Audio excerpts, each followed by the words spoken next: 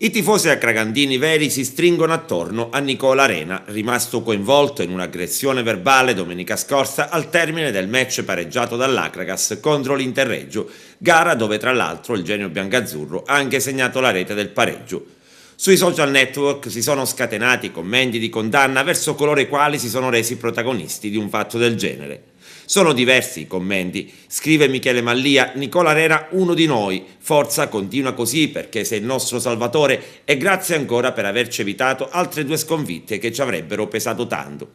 Ed ancora Domenico D'Alessandro: Arena è il simbolo di una squadra fantastica capace di riportare 7.000 tifosi allo stadio dopo decenni di anonimato. Ora alcuni pseudo-tifosi in pochi giorni stanno provando a distruggere il giocattolo. Di questo passo ci riusciranno pure. Corsi e ricorsi della storia. Pasquale Ardichella dice: Nicola, non considerare questi 4 scalmanati che domenica ti hanno contestato, non fanno parte di quei tifosi che hanno una grande stima nei tuoi confronti e in generale di tutta la squadra. Vai per la tua strada con la serietà che ti ha sempre contraddistinto. Agrigento Sportiva è tutta con te e ti ringrazia sempre. Aggiunge Tony Grassagliata: Nicola Arena non si discute, chi lo fa non capisce nulla di calcio, così il giocattolo si rompe, stiamo molto attenti.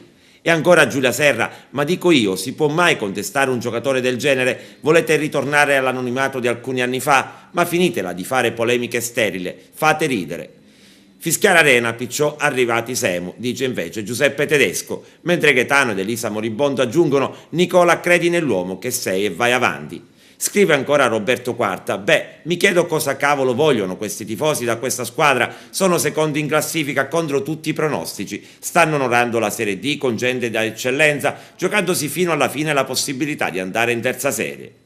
Diciamo subito comunque che la società Acragas ha alzato la voce contro quei tifosi che hanno preso di mira sia il portiere Valenti che per l'appunto Arena. Il presidente Silvio Alessi ha detto a chiare lettere che se qualcuno si è messo in testa di distruggere il bel giocattolo che è stato costruito rimarrà deluso, perché anche per questi fatti la dirigenza rafforzerà ulteriormente il suo impegno. E con un ambiente poco sereno, oggi l'Acragas riprende a lavorare in vista del derby di domenica prossima a Liotta contro il Licata. Derby che sarà vietato alla tifoseria biancazzurra dall'Osservatorio Sportivo Nazionale e dalla Prefettura di Agrigento. Per quanto riguarda il match, il Licata cerca i 3 punti per continuare a sperare di acciuffare i play-out, diventati quasi impossibili da agguantare dopo il pari di domenica scorsa a Messina e la contemporanea vittoria del Rende.